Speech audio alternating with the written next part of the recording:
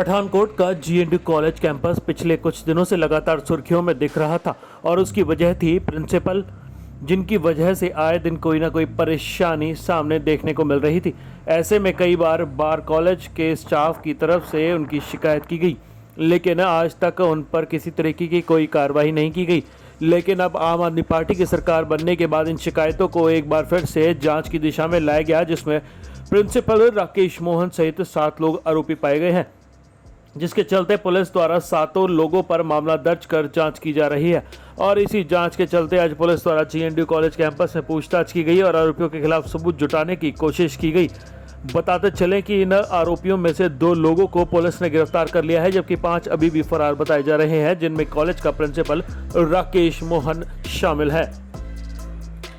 इस संबंधी जब पुलिस अधिकारियों से बात की गई तो उन्होंने बताया कि इसे लंबे समय से इस संबंधी उन पर शिकायतें आती रही हैं और जांच के बाद यह पता चलेगा कि कॉलेज के प्रिंसिपल द्वारा कई लोगों को जाति सूचक शब्द बोले गए हैं और साथ में छेड़छाड़ के मामलों का भी खुलासा हुआ है, जिसके चलते उनके द्वारा SC/ST एक्ट के साथ छेड़छाड़ को लेकर कई धाराओं के तहत प्रिंसिपल और 6 अन्य आरोपियों के खिलाफ मामला दर्ज कर लिया गया है। उन्होंने कहा कि 2 आरोपियों को गिरफ्तार कर लिया गया है, बाकी अभी सभी फरार चल रहे हैं, जिन्हें जल्द गिरफ्तार कर लिया जाएगा। देखिए पठानकोट से कंवल सिंह रंधावा की यह रिपोर्ट। मेरा नाम सुमन कुमारी है, पंजाबी डिपार्टमेंट है। मैं इतने बतौर पंजाबी लैक्चरर का काम करती हूँ। तो सर उस दिन 3 मई ਨੂੰ मैं इतने मतलब अपने क्लास लगा रही थी। 11वीं ਦੀ मैं अपनी क्लास जानी हाँ और बच्चों ने बहुत ही एक गलत शब्द नाल मैनू संबोधन किया, नाले दूरों मैनू नमस्ते करते पे कि मैडम मत्था टेकदी हैं, नाले एक बहुत गलत शब्द किया जोड़ा मैं इतने प्रैस से दसना चाहती नहीं। उस तो बाद सर जो मैं 12 बजे अपनी क्लास चो वापस आनी हाँ तो मैं बड़ी अपने दिल च सोच रही थी बच्चों ने मेरा बहुत गलत किया, तो मतलब मैं किस तरह अपने मन च विचार करती आ रही थी कि उही बच्चे जोड़े आ साढ़े 4 टीचर आ जोड़े विनायक चड्डा, प्रोफैसर वरुण शर्मा, आरती शर्मा, आरती महाजन, नूपुर गुप्ता, ये 4 टीचर बैठे आ क्लैरिकल रूम के विच। मैं अपने स्टाफ रूम इधर आना सी और इन्होंने बच्चे नाल बैठे हुए और चाह समोसा खा रहे हैं। तो मेरे मन में पहले ही वो दिमाग से जो क्वेश्चन इन्होंने बच्चों ने वर्ड बोलिया सी चल रहा सीगा, तो मैं बच्चों ने पूछा कि तुसीं इन्ने गंदा शब्द बोल के आए आ, मैनू इन्ना वो करके आए आ, रोज़ मेरे दरवाजे खड़काते आ, सारे टीचर के दरवाजे खड़काते जां खोल देंगे, जां टीचर दी चुंडियां फड़ते आ, मेल मैंबर नाल भी करते सी, लेडीज़ नाल भी करते सी। वो सारी डिस्कशन इत्थे हुंदी सी कि बच्चे सानूं बहुत तंग कर रहे हैं। प्रिंसीपल को कई बार असीं गए हैं, बच्चे भी गए, कुड़ियां भी गए, कहते कि इस उम्र च नहीं करना, तो बच्चे कदों करना। प्रिंसीपल मैं हाँ कि तुसीं हैं। जो बच्चे ने अगे कोई ऑब्जैक्शन किया भी सर कुछ तो करो कि साढ़े बाहर जो भंगड़ा सिखा आते वो भी कहते पे भी बच्चे बहुत तंग कर रहे हैं, भी कुछ तो मदद करो साड़ी, कहते कि प्रिंसीपल कॉलेज का मैं हाँ कि तुसीं। तो जो मैं आई मैं बच्चे ने पूछा कि बच्चे तुसीं इत्थे हुण कुर्सियां के बराबर टीचर के बैठे चाह पींदे पे तुसीं मेरे नाल हुण की कह के आए हैं।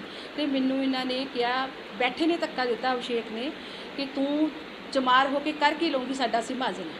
धक्का दिता, मैं बाहर में वापस डिग गई, मेरा बैलेंस बिगड़ गया, बच्चे भी उठ के दौड़न की कोशिश की, मैं एक नूं फड़िया, उन्हें मैंने फिर धक्का दिता।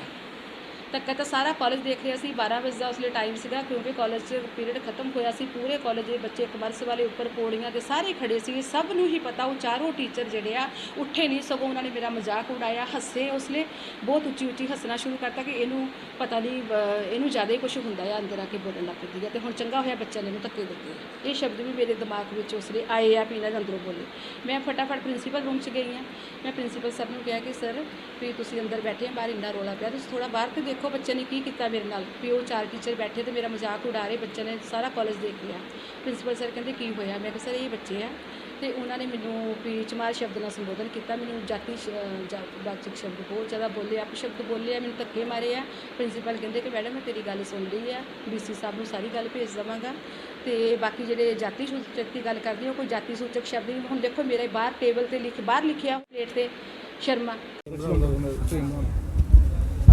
हाँ जी सर, की मैटर है जो अज जो जीएनडू कॉलेज एक ना 3 मई ਨੂੰ कोई प्रिंस ਇੱਥੇ ਹੈਗੇ ਨੇ टीचर ने सुमन, ਉਹਨਾਂ ਦਾ ਕੋਈ ਕੰਪਲੇਂਟ ਕੀਤੀ ਸੀ ਕੋਈ ਉਹਨਾਂ ਬੱਚਿਆਂ ਨੇ, ਤੇ ਪ੍ਰਿੰਸੀਪਲ ਨੇ ਕੋਈ ਉਹਨਾਂ ਦੀ ਜਾਤੀ ਦੇ ਬਰਖਲਾਫ ਕੁਝ ਲਫ਼ਜ਼ ਕਹੇ ਸੀ। ਉਹਦੀ ਇਨਕੁਆਇਰੀ ਚੱਲੀ, ਇਨਕੁਆਇਰੀ ਤੋਂ ਬਾਅਦ ਕੇਸ ਰਜਿਸਟਰ ਹੋਇਆ। ਉਹਦੇ ਵਿੱਚ ਅੱਜ ਅਸੀਂ 2 ਪ੍ਰੋਫੈਸਰ ਵਿਨਾਇਕ ਚੱਡਾ ਤੇ ਗੌਰਵ ਮਹਾਜਨ ਦੀ ਅਰੈਸਟ ਕੀਤੀ ਹੈ।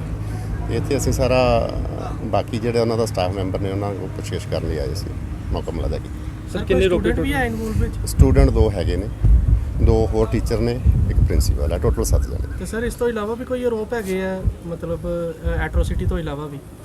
ਇਹ ਤੋਂ ਇਲਾਵਾ ਵੀ ਹੈਗੇ ਨੇ, ਧੱਕਾ ਮਾਰਿਆ, ਬੇਇੱਜ਼ਤੀ ਕੀਤੀ, ਉਹ ਵੀ ਹੈ ਨੇ। ਤੇ ਸਰ ਕੀ ਮਾਮਲਾ ਦਰਜ ਕੀਤਾ ਗਿਆ? ਮਾਮਲਾ 354 ਏ 3 SC ST ਐਕਟ। ਸਰ ਅੱਜ ਤੁਸੀਂ ਟੀਚਰਸ ਨੂੰ ਮਿਲੇ, ਪਹਿਲੇ ਵੀ ਕੰਪਲੇਂਟਾਂ ਕਹੀ ਗਈ ਹੋਈਆਂ, ਕੁਛ ਆਇਆ ਉਹਦੇ ਵਿੱਚ? ਪਹਿਲੇ ਕੰਪਲੇਂਟਸ ਜਿਹੜੀਆਂ ਹੈਗੀਆਂ ਉਹਦੀ ਇਨਕੁਆਇਰੀ ਹੋ ਚੁੱਕੀ ਆ ਆਲਰੇਡੀ, ਮੇਰੇ ਪਾਸ ਕੋਈ ਪੈਂਡਿੰਗ ਨਹੀਂ।